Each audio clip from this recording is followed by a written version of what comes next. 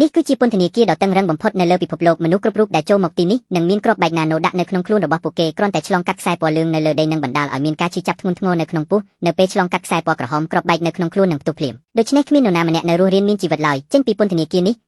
រនេះត្រូវបានសាងសង់ឡើងទាំងស្រុងជាមួយនឹងបច្ចេកវិទ្យាខ្ពស់ដែលមានទីតាំងនៅក្រោមវាលខ្សាច់មានជាន់សរុបចំនួន33ជាន់នីមួយត្រូវបានបំពាក់ដោយកាំភ្លើងធ្នូនិងកាមេរ៉ាឃ្លាំមើលឆ្លាតវៃ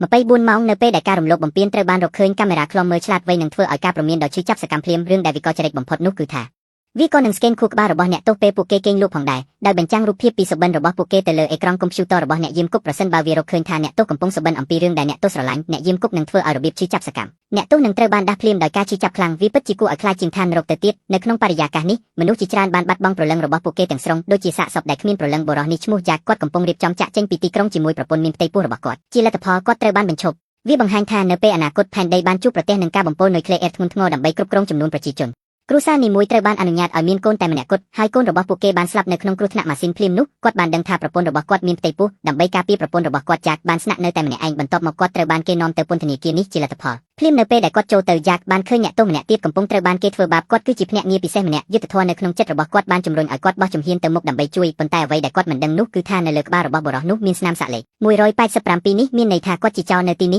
នេះគឺជាសញ្ញាមួយដែលមានតែឧក្រិដ្ឋជនធ្ងន់ធ្ងរប៉ុណ្ណោះដែលអាចមានចោរដ៏ខ្ពស់ស្រឡះនិងមានសាច់ដុំឈ្មោះយ៉ាកពិតជាមិនអាចប្រៀបផ្ទឹមបាននឹងគាត់ឡើយជាសំណាងល្អប្រព័ន្ធឃ្លាំមើលបានរកឃើញវាទាន់ពេលវេលាហើយបានប្រមានគាត់បន្ទាប់ពីនោះមនុស្សទាំង3នាក់ត្រូវបានចាក់សោក្នុងទ្រុងឡាសេប្រសិនបើពួកគេធ្វេសប្រហែសបន្តិចពួកគេនឹងត្រូវរលាកដោយពន្លឺប្រព័ន្ធអ្នកទោសបានសួរថាអ្នកណាជាអ្នកផ្ដួចផ្ដើមហេតុការណ៍នេះអ្នកទោសមិនហ៊ានបញ្ចេញឈ្មោះគាត់ទេព្រោះគាត់ខ្លាចការសង្សឹករបស់ចៅដោយឃើញថាអ្នកទោសហ៊ាននឹងអស់កម្លាំងយ៉ាកមិនអាចទ្រាំទ្របានហើយត្រូវនិយាយថាគាត់បានចាត់វិធានការមុនបន្ទាប់ពីនោះគាត់ត្រូវបានគេនាំទៅការិយាល័យអ្នកយាមហើយបានទទួលដំណឹងអាក្រក់ប្រពន្ធរបស់គាត់ក៏ត្រូវបានចាក់សោនៅក្នុងពន្ធនាគារនេះដែរយ៉ាកមានការព្រួយបារម្ភយ៉ាងខ្លាំងដូច្នេះគាត់បានទៅរកមិត្តរួមបន្ទប់របស់គាត់គឺបរិសចំណាស់ដើម្បីសួរអំពីកន្លែងដែលអ្នកទោសស្រីកំពុងត្រូវបានឃុំខ្លួនគាត់គ្រាន់តែឃើញបរិសចំណាស់ចង្អុលដៃរបស់គាត់ទៅក្បាលរបស់គាត់ដោយមិននឹកស្មានដល់នៅពេលនោះចៅម្នាក់ស្រាប់តែវាប្រហារពីក្រោយរួចវានឹងទាត់គាត់អ្នកយាមគុកបានឃើញយ៉ាងច្បាស់ប៉ុន្តែចិត្តនាមិនបានបញ្ឈប់វាទេគាត់បានឃើញមនុស្សពីរនាក់កំពុងប្រយុទ្ធគ្នានៅលើស្ពានដើម្បីបន្ថែមភាពចលាចលហើយបានដណ្ដើមយកស្ពាននោះមកវិញជាសំណាងល្អយ៉ាកបានរកឃើញចំណុចខ្សោយរបស់ចៅទាន់ពេលវេលាហើយបានវាបកវិញដោយជោគជ័យដោយកំចាត់ចៅនោះបានកាន់ស្ពានដោយដៃម្ខាងអ្នកយាមគុកឃើញរឿងនេះហើយបានបញ្ជាឲ្យយ៉ាកសម្លាប់គាត់យ៉ាកស្ទាក់ស្ទើរមួយសន្ទុះបន្ទាប់មកយ៉ាកបានលើកដៃឡើងដើម្បីជួយសង្គ្រោះជនល្មើសដែលជាលើកដំបូងដែលគាត់ត្រូវបានអ្នកផ្សេងមិនស្ដាប់បង្គាប់ជាសាធារណៈ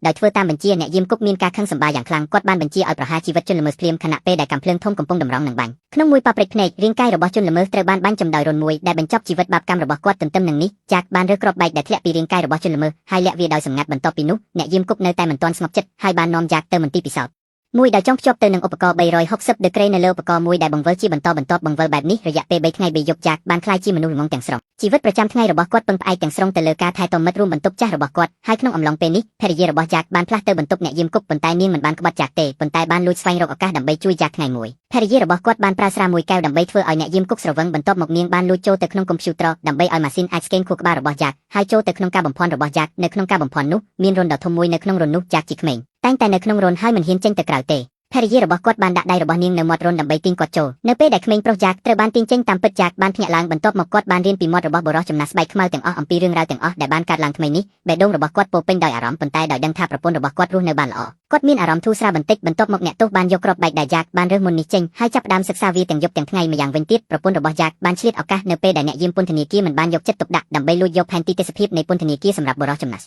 ្បែកខ្មៅដែលកំពុងសម្អាតដើម្បីផ្ដល់ឲ្យយ៉ាកបន្ទាប់មកពួកគេបានប្រើឡាសេដើម្បីមើលអាយ៉ាក្រាមរចនាសម្ព័ន្ធនៃពន្ធនាគារយ៉ាងច្បាស់មានតែបំពង់មួយប៉ុណ្ណោះដែលជួយពួកគេរត់គេចខ្លួនប៉ុន្តែគ្រាប់បែកនៅក្នុងខ្លួនរបស់ពួកគេនឹងផ្ទុះប្រសិនបើវាឆ្លងកាត់ខ្សែក្រហមនៅពេលនេះអ្នកទោសដែលពាក់វ៉ែនតានៅក្បែរពួកគេបានស្រាវជ្រាវរកវិធីដោះស្រាយជាមួយគ្រាប់បែកពីព្រោះគ្រាប់បែកនៅក្នុងខ្លួនរបស់ពួកគេមានលក្ខណៈសម្បត្តិស្លាប់ពួកគេគ្រាន់តែត្រូវការយកគ្រាប់បែកដែលត្រូវបានរើឡើងហើយស្រូបយកគ្រាប់បែកនៅក្នុងខ្លួនរបស់ពួកគេដើម្បីអាចបឺតគ្រាប់បែកចេញដូច្នេះពួកគេបានសម្រេចចិត្តធ្វើវាភ្លាមបុរសទំពេកគឺជាអ្នកដំបូងដែលសាកល្បងទោះបីជាគាត់ស្ទើរតែថប់ដង្ហើមក៏ដោយគាត់បានយករាប់បែកចេញដោយជោគជ័យបន្ទាប់មកម្ដងមួយពួកគេបានបញ្ចប់ការដាក់គ្រាប់បែកដែលត្រូវបានដកចេញនៅលើបំពង់បន្ទាប់មកពួកគេបានធ្វើពុតជាប្រយុទ្ធដើម្បីបង្កប់បញ្ហាប្រព័ន្ធចាប់សញ្ញាបានបំផ្ទុះគ្រាប់បែកភ្លាមដោយបំបែករន្ធមួយនៅក្នុងបំពង់ផ្សែងដោយជោគជ័យមនុស្សមួយចំនួនបានវាចូលទៅក្នុងបំពង់ផ្សែងយ៉ាងប្រញាប់ប្រញាល់ដើម្បីរៀបចំរត់គេចខ្លួនឆ្មាំពន្ធនាគារបានធ្វើសកម្មភាពទប់ទល់ភ្លាមដោយបើកសន្ទះបិទបើកចំហាយទឹកនៅក្នុងបំពង់ផ្សែងសីតុណ្ហភាពនៅក្នុងបំពង់ផ្សែងចាប់ផ្ដើមកើនឡើងមនុស្សមួយចំនួនអាចបែរខ្លួនត្រឡប់ទៅច្រកចេញវិញដំបូងឡើយលទ្ធផលគឺថានៅពេលដែលក្បាលទំពេករបស់ពួកគេត្រូវបានបង្ហាញពួកគេត្រូវបានបាញ់សម្លាប់ភ្លាមដោយគ្រាប់កាំភ្លើងហោះអ្នកផ្សេងទៀតមានការភ័យខ្លាចយ៉ាងខ្លាំងរហូតដល់ពួកគេត្រូវលាក់ខ្លួននៅម្ខាងមិនហ៊ានរើឡើយប៉ុន្តែនេះមិនមែនជាផែនការរយៈពេលវែងទេក្រោយមកឆ្មាំពន្ធនាគារបានបញ្ជូនមនុស្សយន្តដែលអាចដកដង្ហើមភ្លើងចូលទៅខាងក្នុងយ៉ាកបានឃើញរឿងនេះហើយទាញភីគីមខាងទៀតចូលភ្លាម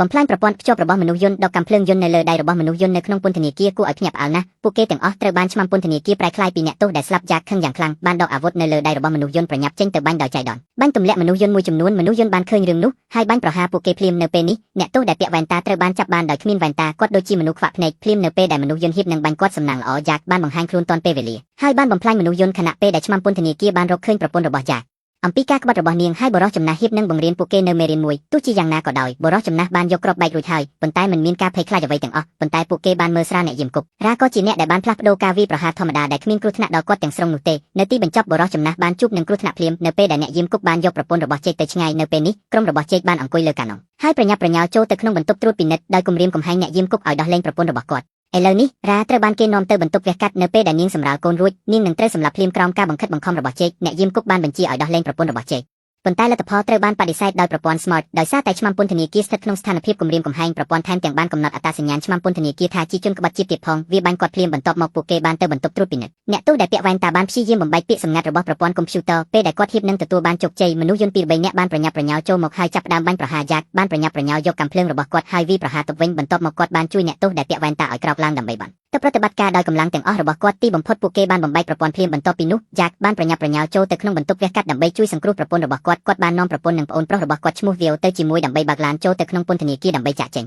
ពួកគេបានរត់គេចខ្លួនចេញពីពន្ធនាគារបច្ចេកវិទ្យាខ្ពស់នេះដោយជោគជ័យមិនយូរប៉ុន្មានបន្ទាប់ពីឃើញប្រពន្ធរបស់គាត់ហ៊ាននឹងសម្រាលកូនពួកគេបានរកឃើញផ្ទះឈើបណ្ដោះអាសន្នមួយពេលដែលប្រពន្ធរបស់គាត់ហ៊ាននឹងសម្រាលកូនរថយន្តពន្ធនាគារនៅខាងក្រៅស្រាប់តែចាប់ផ្ដើមដំណើរការប្អូនប្រុសរបស់គាត់ត្រូវបានកំទេចភ្លាមបន្ទាប់មកបានរត់ត្រង់ទៅផ្ទះឈើសំណាងល្អយ៉ាក់អាចដឹកប្រពន្ធរបស់គាត់ដើម្បីជៀសវាងគ្រោះថ្នាក់បន្ទាប់មកគាត់បានយកកាំភ្លើងហើយរត់ចេញទៅខាងក្រៅគាត់បានបាញ់ទៅលើរថយន្តមុនពេលអស់គ្រាប់គាត់បានប្រើឧបករណ៍ដុតភ្លើងប៉ុន្តែភ្លាម